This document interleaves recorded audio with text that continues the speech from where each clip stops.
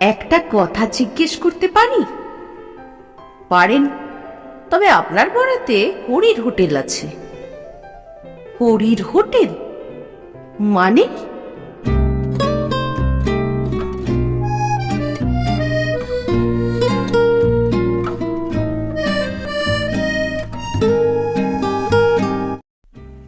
কেমন আছো বন্ধুরা? কুসুমকুলের ব্যাকস্টেজে আমি সহেলি আবার নিয়ে এসেছি গল্পের ঝুলি। আজকের গল্প সৈয়দ মুস্তফা সিরাজের হরির হোটেল।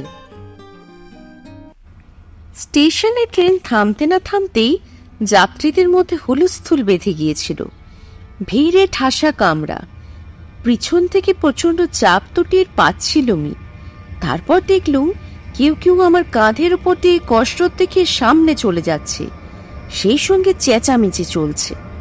অবশেষে ঠেলা খেতে খেতে যখন প্ল্যাটফর্মে পড়লুম, তখন আমার উপর দিয়ে অসংখ্য জুতো পরা পা ছুটে যাচ্ছে। অনেক চেষ্টার পর উঠে দাঁড়িয়ে দেখি অন্য সব কামরা থেকেও পিল পিল করে মানুষ বেরিয়ে স্টেশনে গেটের দিকে ছুটে চলেছে। রাগ করে লাভ নেই, কার উপরই বা রাগ করব? নিমেষে প্ল্যাটফর্ম নির্জন নিঝুম হয়ে গেল। কাঁধের ব্যাগ আর পোশাক ছেড়ে ছুড়ে রুমালে মুখ মুছলুম। ট্রেনটা হুইসেল বাজিয়ে আস্তে সুস্থে চলে গেল। সেই সময় হঠাৎ মাথায় এলো ট্রেনের ডাকাতি হচ্ছিল সম্ভবত, তাই অত সব যাত্রী প্রাণ ভয়ে ট্রেন থেকে ঝাঁপিয়ে পড়ে পালিয়ে গেল। এতক্ষণে ভয় পেলুম। রাত ৮টা বাজে। প্ল্যাটফর্মে আর স্টেশন ঘরে আলো জ্বলছে, গেটে মানুষজন নেই। সেখানে গিয়ে একটু দাঁড়ালুম। ডাকাতটা ট্রেন থেকে নেমে স্টেশন ঘরে ঢুকে হামলা করেছে কিনা দেখবার জন্য উঁকি মারলুম। না, স্টেশন ঘরে উর্দি পড়া এক ভদ্রলোক চেয়ারে বসে চোখ বুজে ঘুমোচ্ছেন। তাকে বললুম, একটা কথা জিজ্ঞেস করতে পারি? তিনি চোখ না খুলেই বললেন, পারেন, তবে আপনার বরাতে হরির হোটেল আছে। অবাক হয়ে বললুম, হরির হোটেল মানে?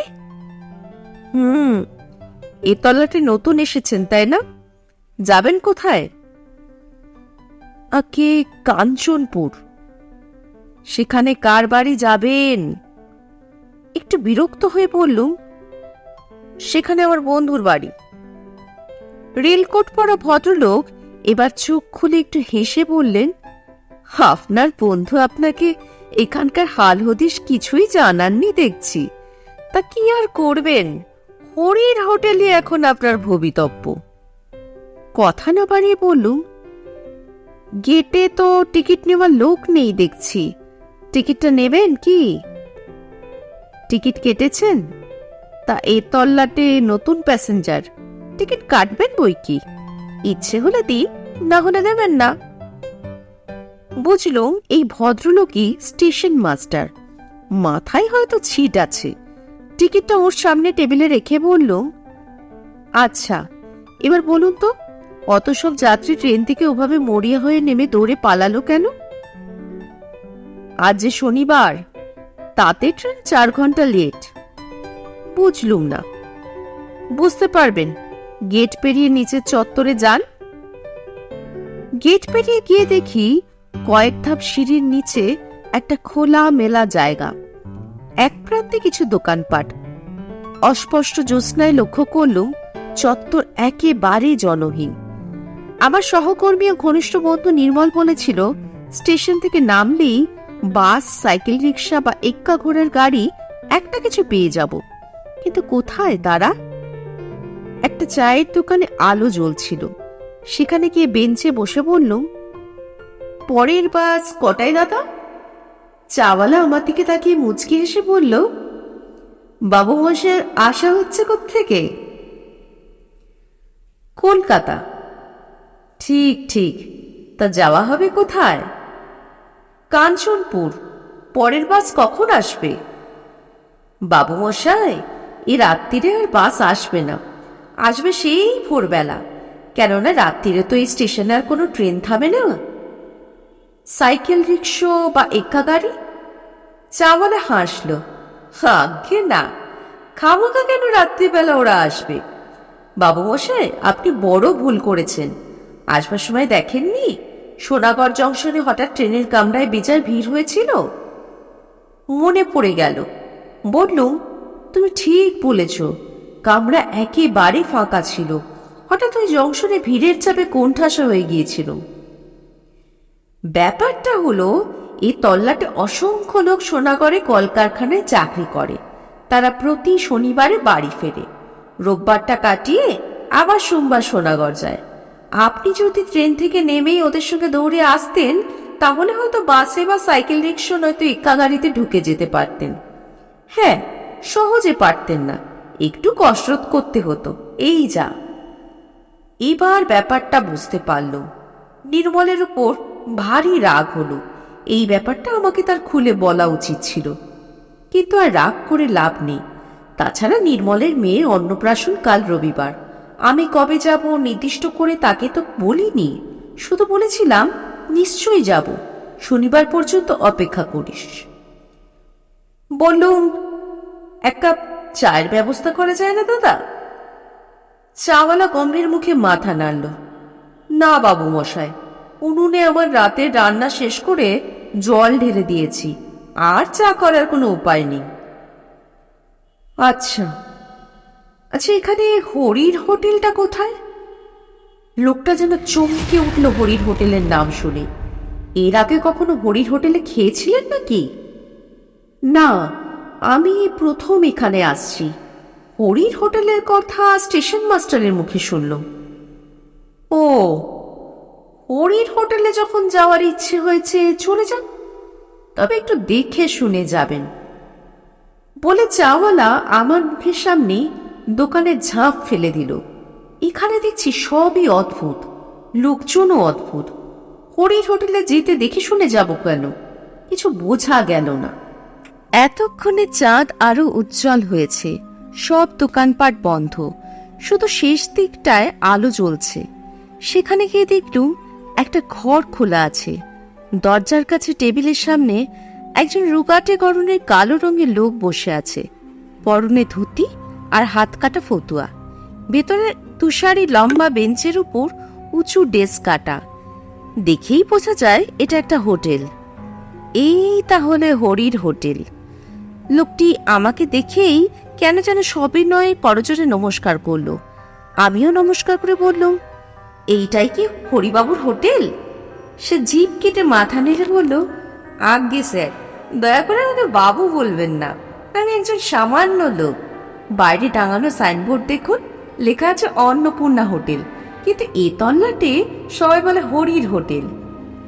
ঠিক এই সময় আমার মনে পড়ে গেল, আজ বেলা 11টায় খেয়েছি, তারপর ট্রেনে বাড়তিনিক বিস্বাদ চা, আর একই সময়ে ডাল ভাত মাছের ঝোল মিশ্রিত লোভনীয় খাদ্যের তীব্র ঘ্রাণ আমার বাঙালি পেটে প্রচন্ড ক্ষুধার উদ্রেক করল। শটান হোটেলে ঢুকে কাছের বেঞ্চে বসল, ব্যাগটা একপাশে রেখে বলল, আমার খুব খিদে পেয়েছে, শিগগির ব্যবস্থা করুন হরিবাবু, ডাল ভাত যা হোক। হরি ডাকলো, খেদা, ও খেদু, ঘুমানি নাকি? ভেতর থেকে ঢোলা হাফ প্যান্ট পরা একটা নাদুস নুদুস গোলগাল গড়নের যুবক এসে একগাল হেসে বলল, তখন তোমাকে বললাম না হরিদা, 2 মুঠো চাল বেশি করে নি, আর তরকারি তো অনেক আছে। হরি বলল, তাহলে স্যারকে একখানা পুরো মিল দে। কিছুক্ষণের মধ্যে গোগ্রাসে এক থালার ভাত, ডাল, তরকারি, মাছ পরম তৃপ্তিতে খেয়ে ঢেকুর উঠল। হাত মুখ ধুয়ে এবং মুছে বলল, অপূর্ব, খাসা আপনাদের হোটেলের রান্না, খেয়ে এমন তৃপ্তি জীবনে পায়নি। হরি বলল, অথচ ব্যাটার ছেলেরা আমার হোটেলের বদনাম রটায়। কি আর বলবো স্যার, আমার নামে থানায় পুলিশের কাছে নালিশ পর্যন্ত করেছিল। যাকে সেসব কথা, আপনি আমার অতিথি, আপনার কাছে দাম নেব না। কিছুতেই হরি মিলের দাম নিল না। অবশেষে বলল, ঠিক আছে, তাহলে আমাকে রাত্রে থাকার জন্য একটা ঘর ভাড়া দিন। হরি জিভ কেটে বলল, ঘর তো নেই স্যার, আমার হোটেল শুধু খাওয়ার হোটেল, এখানে থাকার ব্যবস্থা নেই। আমি আর খেদা উপরের ঘরে রাত্রির কাটায়। নিচে কি থাকবার জো আছে? নানা উপদ্রবের ছোটে অস্থির হতে হবে। কি উপদ্রব? হরিবাবু, আমি এই বেঞ্চে শুয়ে রাত কাটাতে পারবো, কোনো উপদ্রব গ্রাহ্য করব না। হরি হাসল। আপনার মাথা খারাপ? কথা বাড়িয়ে লাভ নেই, আমারও খিদে পেয়েছে। তা আপনি যাবেন কোথায়? কাঞ্চনপুর। দিব্যি জ্যোৎস্না রাত্রির, মোটে তো 3 কিলোমিটার রাস্তা। হাঁটতে হাঁটতে চলে যান, কোনো ভয় করবেন না। আমাদের এ তল্লাটে আর যা কিছু থাক, চোর ছিনতাইবাজ ডাকাত নেই। মনের আনন্দে গান গাইতে গাইতে চলে যান। অগত্যা হোটেল থেকে বেরিয়ে আসছি, হরি হঠাৎ ব্যস্তভাবে ডাকলো, স্যার শুনুন স্যার। ঘুরে দাঁড়ালুম। সে আমাকে অবাক করে 6টা অ্যান্টাসিড ট্যাবলেট আমার হাতে গুঁজে দিল। বললুম, অ্যান্টাসিড ট্যাবলেট কি হবে? হরি মুচকি হেসে বলল, বাইরের মানুষ, হরির হোটেলে খেয়েছেন, যদি দৈবাত অম্বল হয়টায়। আপনি আমার এ রাত্রির একমাত্র খদ্দের স্যার, আপনি আমার সার্টিফিকেটও বটে। বলে সে হোটেল ফিরে গেল। আমি এতক্ষণ একটু চিন্তায় পড়লুম। খেতে তো সবই সুস্বাদু মনে হচ্ছিল, তা খেয়েওছি প্রচুর। প্যান্টের বেল্ট ঢিলে করতে হয়েছে, কিন্তু অ্যান্টাসিড কেন? দুধারে মাঠ, নির্জন পিচ রাস্তার গুনগুন করে সত্যিই মনের আনন্দে গান গাইতে গাইতে হাঁটছিল। জ্যোৎস্নায় চারিদিক বেশ স্পষ্ট। কিছুদিন চলার পর মনে হলো পেট বেজায় ওজনদার হয়ে উঠছে। তখন দুটো অ্যান্টাসিড ট্যাবলেট মুখে পুরে চুষতে থাকলুম। আরও কিছু দূর হাঁটার পর পেটের ওজন কমেছে মনে হলো। সে সময় নেহাত খেয়াল বসে একবার পিছু ফিরে দেখি আমার পিছনে কেউ হেঁটে আসছে। একজন সঙ্গী পাওয়া গেল ভেবে দাঁড়িয়ে গেলুম। অমনি সেই লোকটাও দাঁড়িয়ে গেল। বললুম, কে কে ওখানে? কোনো সাড়া এলো না। একটু ভয় পেলুম। ছিনতাইবাজ বা ডাকাত নয় তো? চলার গতি বাড়ালুম। তারপর এক অদ্ভুত ঘটনা লক্ষ্য করলুম। যতবার পিছনে তাকাচ্ছি দেখছি জ্যোৎস্নায় কালো রঙের মূর্তির সংখ্যা বেড়ে যাচ্ছে। রাস্তার দুপাশের মাঠ থেকে 1-2 করে আরো লোক এসে সেই ছায়া মিছিলকে বাড়িয়ে তুলছে। অবশেষে ঘুরে দাঁড়িয়ে চেঁচামেচি করে বলল, তোমরা যেই হও, আমার কাছে ডাকাতি করার মতো মাল করি নেই। বন্ধুর মেয়ের অন্নপ্রাশনে উপহার দিতে কিছু পুতুল আর জামা কিনেছি। নগদ টাকা করে যা আছে তা তোমরা কেড়ে নিয়ে ভাগাভাগি করলে প্রত্যেকে একটা আধুলির বেশি পাবে না, কাজেই তোমরা কেটে পড়ো। আশ্চর্য ব্যাপার, কালো কালো মানুষের দল স্থির দাঁড়িয়ে আছে। তারপর আবার কিছুটা হেঁটে গিয়ে ঘুরে দেখি তারা সমান দূরত্বে আমাকে অনুসরণ করছে। এরা কারা? অজানা ত্রাসে শিউরে উঠল। সাহস দেখিয়ে খুব চেঁচিয়ে বললুম, সাবধান, আমার কাছে রিভলভার আছে, কিন্তু আমি কিন্তু পুলিশের লোক, গুলি করে মুন্ডু উড়িয়ে দেব। কিন্তু এই হুমকিতেও কাজ হলো না। আমি যত দ্রুত হাঁটছি তারা একই দূরত্বে নিঃশব্দে হেঁটে আসছে। আমি থমকে দাঁড়ালে তারাও দাঁড়িয়ে যাচ্ছে। এই অদ্ভুত মায়াকালো মিছিল পিছনে নিয়ে হেঁটে চলা সহজ ছিল না। আমার গলা তৃষ্ণায় শুকিয়ে গেছে, সঙ্গে জলের বোতল নেই, এমনকি একটা টর্চও আনিনি। আতঙ্কে দিশেহারা হয়ে আমি দৌড়তে শুরু করলাম। দৌড়তে দৌড়তে যতবার পিছু ফিরে তাকাচ্ছি সেই বিভীষিকা আমাকে অনুসরণ করছে। কিছুক্ষণ পরে সামনে ঘন কালো গাছপালার ফাঁকে রাস্তার ধারে একটা মন্দির দেখতে পেলুম। মন্দিরের উঁচু খোলা চত্বরে কারা বসে কথা বলছিল। আমি দৌড়ে গিয়ে সেখানে দাঁড়াতেই লোকগুলো হইচই করে উঠল। কে কে? হাঁপাতে হাঁপাতে বলল, হ্যাঁ আমি। কেউ ধমকে বলল, আমি কে? আগে আগে আমি কলকাতা থেকে আসছি, যাব কাঞ্চনপুর, বাস ফেল করে বড় বিপদে পড়েছি।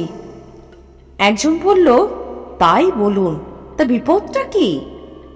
একদল কালো কালো কালো লোক আমাকে ফলো করে আসছে। সর্বনাশ! আপনি কি হরির হোটেলে খেয়েছেন? খেয়েছি, বড্ড খিদে পেয়েছিল। অমনি আবার হইচই পড়ে গেল। ওরে, এ হরির হোটেলে খেয়েছে রে, কি সর্বনাশ! আবার একা নয়, সঙ্গে হরির হোটেলে খাওয়া পুরো দলটাকে সঙ্গে নিয়ে আমাদের গায়ে এসেছে।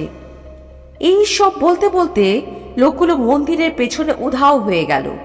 তারপর গ্রামের কুকুরগুলো ডাকতে লাগলো। আমি এবার কি করব ভাবছি। সেই সময় দেখলুম উঁচু চত্বরের পাশে একজন লোক দাঁড়িয়ে আছে। বললুম, দেখুন তো মশাই, কি অদ্ভুত ব্যাপার, বিপদে পড়ে এখানে ছুটে এলুম, অথচ ওরা অমন করে পালিয়ে গেলেন। লোকটি খিকখিক করে হেসে বললেন, পালাবারের কথা, আপনি হরির হোটেলে খেয়েছেন কিনা? করুণ স্বরে বললুম, কেন, হরির হোটেলে খেলে কি হয়? যে খায় সে ভেদ বমি করে টসে যায়। আমি কিন্তু টিসে যাইনি, হরিবাবু আমাকে অ্যান্টাসিড দিয়েছিলেন, দুটো খেয়েছি। দুটোতে কাজ হয় না মশাই, এখনো আপনার পেটে হরির হোটেলের ভাত আছে তো, তারই গন্ধে যত গন্ডগোল বেঁধেছে। কারা আপনাকে ফলো করেছে বলেছিলেন জানো? হ্যাঁ, একজন দুজন করে অন্তত 30-40 জন তো হবেই, জ্যোৎস্নার সব কালো কালো মূর্তি। তারা হরির হোটেলে খেয়ে টেসে গেছে। কথাই বলে স্বভাব যায় না মোলে। হরির রান্নাটা যে সুস্বাদু, সেই লোভে পড়ে পেট পুড়ে খেলেই কেলেঙ্কারি। ওরা ভেদ বমি করে টেসে গিয়েছে বটে, কিন্তু লোভটা যায়নি। আপনার পেট থেকে হরির সুস্বাদু রান্নার গন্ধ টের পেয়ে ওরা আপনার পিছু নিয়েছে, বুঝলেন তো? বুঝলুম, কিন্তু আপনি দয়া করে আমাকে কাঞ্চনপুরে পৌঁছে দিন। কাঞ্চনপুর আরো প্রায় 1 কিলোমিটার। সেখানে কাদের বাড়ি যাবেন? নির্মল সিংহের বাড়ি। ও, সিংহী মশাইদের বাড়ি? চলুন, আমার বাড়িও ওই গ্রামে, তবে সাবধান, আপনি আগে আগে চলুন, আমি যাব পেছনে। কেন, আমাকে কি আপনি ভয় পাচ্ছেন? কিচ্ছু বলা যায় না, হরির হোটেলে এ পর্যন্ত যারা খেয়েছে তারা সবাই ফেঁসে গেছে। আহা, বলছি তো আমার কিছু হয়নি। লোকটি খিকখিক করে হেসে বলল, টাটকা কেসে যাওয়া বডি তো, তাই প্রথম প্রথম কিছু টের পাওয়া যায় না। মনে হয় এই তো দিব্য আমার বডিখানা আস্ত আছে, কিন্তু আত্মার ভ্রম। আসলে বডি কখন চিতায় পড়ে ছাই হয়ে গেছে। কি অদ্ভুত! মোটেও না, এমন হতে পারে আপনার বডি স্মৃতি আপনাকে এখনো আস্ত রেখেছে। যাকগে, চলুন, পিছনে তাকাবেন না, আমিও তাকাবো না। কিছু দূর হেঁটে যাওয়ার পর বললুম, দেখুন, আপনার যেমন আমাকে ভয় করছে, তেমনি আমারও আপনাকে ভয় করছে। কখন পিছন থেকে আপনিই কি করে বসবেন? ঘাড় মটকে দেবো বলতে চান? যা অবস্থা, তাতে এবার ওইটুকুই যা বাকি। বাজে কথা বলবেন না, আপনি বড় অকৃতজ্ঞ মানুষ তো। আমাকে মানুষ বললেন যখন, তখন আর আমাকে ভয় কেন? বরং আপনার ভয় পাওয়া উচিত যারা আমাকে ফলো করে আসছিল তাদের। লোকটি থমকে দাঁড়ালো। এই রে, একেবারে ভুলে গেছি, আমার জামার পাশ পকেটে টর্চ আছে, বের করা যাক। আগে আপনাকে টর্চের আলোয় দেখে নি, তারপর এখনো কেউ পিছনে ফলো করছে কিনা দেখা যাক। বলে সে টর্চ জ্বেলে আমাকে খুঁটিয়ে দেখল, তারপর ঘুরে দাঁড়িয়ে পিছনের দিকে টর্চের আলো ফেলল। কয়েক মুহূর্তের জন্য সেই আলোয় দেখলুম এক দঙ্গল আস্ত কঙ্কাল ছিটকে দুধারে গাছপালার মধ্যে লুকিয়ে পড়ল। আর লোকটাও সেই দৃশ্য থেকে প্রচন্ড বেগে দৌড়ে কোথাও উধাও হয়ে গেল। আমার সৌভাগ্য, তার হাত থেকে জ্বলন্ত টর্চটা ছিটকে পড়েছিল। সেটা আমি কুড়িয়ে নির্ভয়ে এবার নিয়ে হেঁটে চলল। মাঝে মাঝে পিছু ফিরে টর্চের আলো ফেলছিল, কিন্তু আর কেউ আমাকে অনুসরণ করছিল না। বেশ কিছুক্ষণ চলার পর রাস্তার বাঁকের মুখে মোটর সাইকেলের উজ্জ্বল আলো দেখা গেল। তারপর মোটর সাইকেলটা আমার কাছে এসে থেমে গেল। নির্মলের সাড়া পেল। যাক, এতক্ষণে দেখা পেলুম তোর। যা ভেবেছিল, এতক্ষণ পর্যন্ত অপেক্ষা করে হঠাৎ মনে পড়ে গিয়েছিল আজ তো শনিবার, পুটু কি অত ভিড়ের মধ্যে বাসে উঠতে পারবে? হ্যাঁ রে, হেঁটে আসতে কোনো অসুবিধে হয়নি তো? আয়, ব্যাক সিটে বস, দোষটা আমারই, বুঝলি? মোটরসাইকেলের ব্যাক সিটে চুপচাপ উঠে বসলো। যা ধকল গেছে, এখন আর কোনো কথা নয়। না, পরেও আর কোনো কথা নয়। এমনকি হরির হোটেলে খাওয়ার কথাও চেপে যাব। হরিতে অ্যান্টাসিডের ট্যাবলেট দেখিয়ে বলবো রাতে কিছু খাবো না, পেটের অবস্থা ভালো না।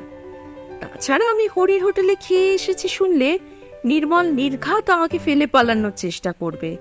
তার মানে মোটরসাইকেলের অ্যাক্সিডেন্ট এবং আমি নিজেই ভূত হয়ে যাব। সর্বনাশ! শুধু একটাই ভাবনা, হরির হোটেলের ভাত যতক্ষণ না পুরো হজম হচ্ছে ততক্ষণ কি নির্মলের বাড়ির আনাচে কানাচে সেই ছায়া কালো কালো মিছিলের মূর্তিগুলো গন্ধ শুকতে ঘুরঘুর করে বেড়াবে?